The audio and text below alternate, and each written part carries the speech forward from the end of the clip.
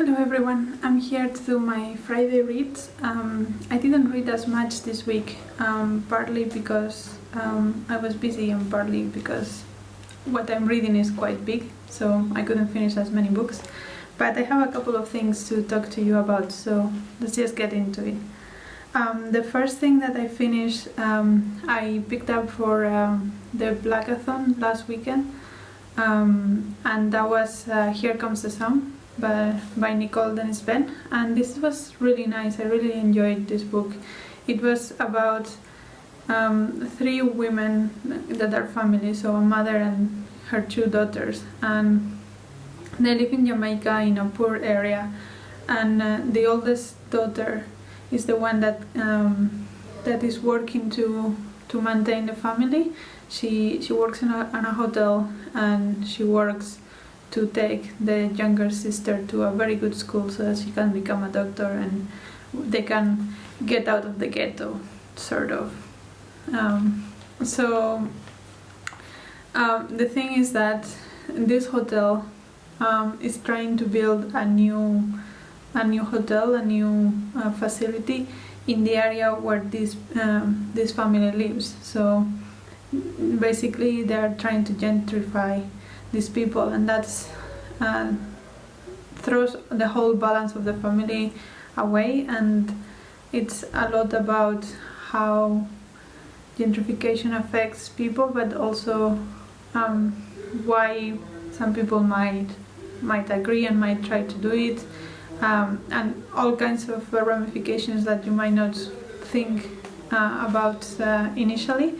There is also the thing that the main protagonist, so the older sister,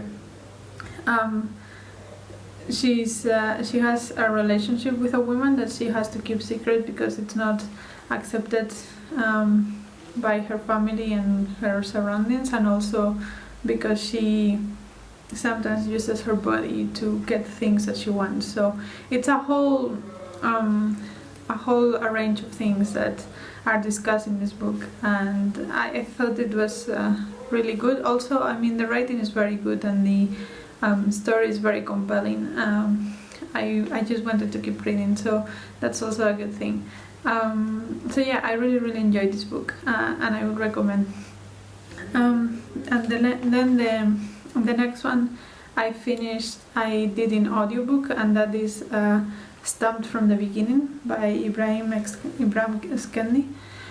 And this book is it's a non-fiction that goes from the start of slavery in the US until basically Obama's election, and it explores the different ideas about race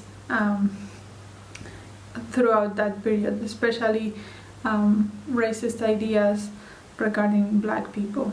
And I also saw an interview with the author, and he was saying that at the beginning he thought that he was going to write a book about the balance between racist and anti-racist people, but then he actually realized that it's a lot more complicated than that, because there are several types of racism. There is the racism that says biologically black people are inferior. That was more at the beginning, let's say, when people were trying to justify slavery to themselves. And then there is the type of racist that says no, they are biologically equal, but their culture, in a way, the way of life is inferior. And then they have all these ideas of the extraordinary black person that achieves things, but then they are seen as the exceptions instead of just the ones that were allowed to thrive because the society was not prepared to accept them, and all the white supremacist systems were in place.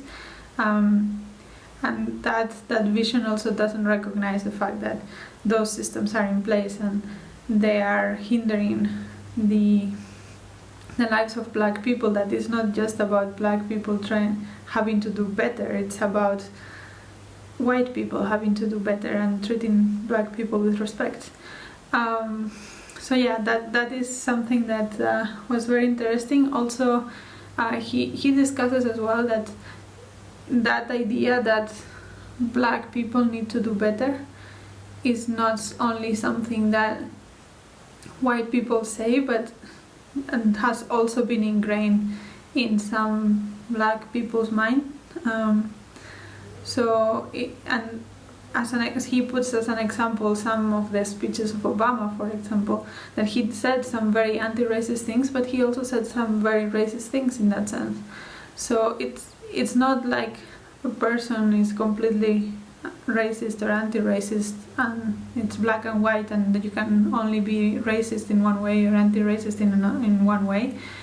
But it is a lot more complicated than that, and he goes into all the nuances, and I really, really like that. And also he discusses a lot about the intersectionality of especially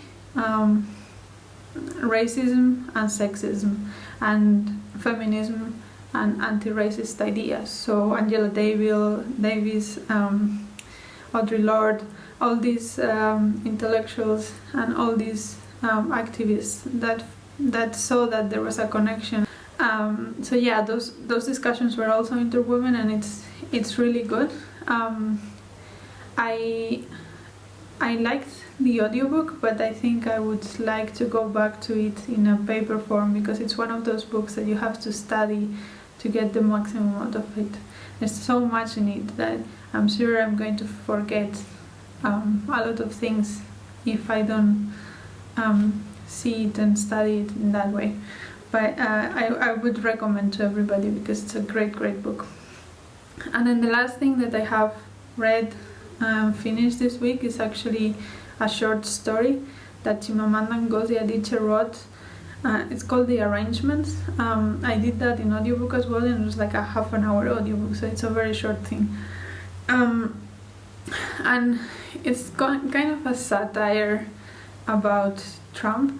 I think it was written, and it is set when Trump became the Republican candidate in the elections of 2016, and it's from the perspective of Melania Trump and the relationship of Melania and Donald, and also with the children, and her thoughts about the election, and if she actually wants or doesn't want Trump to win.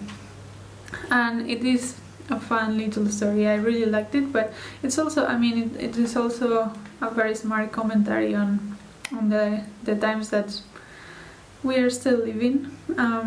So yeah, I would also recommend that one. So yeah, I didn't read as much, but all the things I have read were quite good. And also I am reading several things that I haven't managed to finish yet. So I'm reading one of the Book to Prize books, and that one is taking me a while as well, but I'm hoping to finish it next week. And then the other one that I'm reading, it's The Old Reef by Namwali Serpell. I think I have about 200 pages left, and I'm really liking this one as well. This one is about the history of Zambia, and it's told as a intergenerational story of a family. It starts at the beginning of the 1900s, and I think it goes all the way to the beginning of the 2000s. And what I find interesting in this is that it's not a family saga in the sense of a person starting with a person and then expanding to their children and their grandchildren. It's more like focusing. So it starts with 3 people that you think have nothing in common, and then you see how their children and grandchildren interact to become one family in that sense. So it's intergenerational, but not in the expansive, but in the focusing sense, if that makes any sense to anybody. I hope so. But yeah, it is very interesting, and it is also cool that it is done that way, because at the beginning we follow one white person one black person and one mixed race person, or like they become involved in mixed race. So yeah, in that sense, it gives you a lot of perspectives. It's not only from the black native point of view, it's also not from only from the colonizer point of view, but it's from all sides, let's say. And also, I mean, I'm also learning a lot about the history of Zambia. I did not know that the Italians were there. I thought it was just the British, but apparently the Italians were also there. And yeah, I'm really liking it. I'm hoping to finish it maybe today, maybe tomorrow. I'm supposed to give this back to the library soon, so I will see when I'm able to finish that. And then I'm also, well, I'm not actively reading it, but I'm still in the middle of Les Miserables. I think that next month I will go back to listening to that, because this month I had script, so I had more options, but next month I will go back to that. And then unfortunately, another book that I was reading very slowly was Flights by Olga Tokarczuk. I was reading this aloud with my partner, but it needs to go back to the library this weekend. And someone else reserved it, so I couldn't extend the loan. So I guess this is a DNF for now until I can get it back from the library. But yeah. And then from the things that I want to read next week, well, I have a very ambitious plan, because I want to finish The Old Drift and the Booktube Prize book this week, but also I have British. I think the author is Afua something, I'll put it in the screen. And that one is about the experience of being mixed race in the UK, I believe. And I'm really interested. That's also on script, so I need to finish that this weekend. So let's hope I can do that. And then the three possibilities that I have, apart from all of those things, if I am able to. Well, I have still the Overstory by Richard Powers. This was my reread for June, and I have still not started it. But I am really excited to reread this. I was actually thinking that I might attempt to do a full review of this book when I reread it. Let me know if you want to see that. I have never done a full review of a book, and I'm not sure if I am able to do that, but I can try. So let me know if you want that when I read that. And then the other two options I have, it's one is Frankkissstein by Jeanette Winterson. I think I've mentioned this last week, but I still haven't picked it up because I was very busy this week. I don't expect that next week I will be that busy, so maybe I will be able to pick it up. And the other one I think I've also talked about is The House of Ashes by Monique Roffey, which is from Trinidad and Tobago. So these are like leftover Pride Caribathon books that I want to get done before the month is over, if I can, or at least start. So yeah, those are my plans for next week. Let me know if you have read any of these books, or what you have read this week, and let's chat in the comments. See you in the next video. Bye.